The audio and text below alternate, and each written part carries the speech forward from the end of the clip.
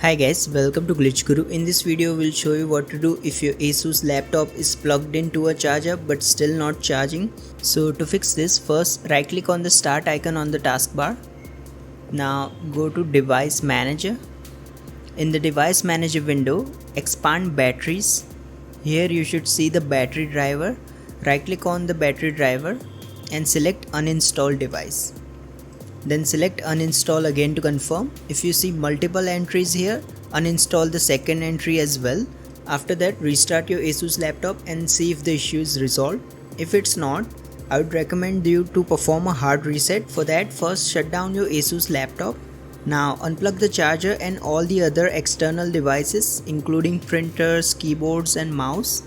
Once you have done that, press and hold the power button on your Asus laptop for 40 seconds.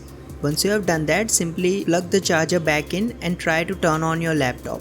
Once you do this, your Asus laptop should charge as expected. If you still experience problems, however, the last thing you can try is charge your Asus laptop overnight. So leave your Asus laptop plugged in overnight and see if that fixes the problem. If you find this video useful, please don't forget to like and subscribe to Glitch Guru.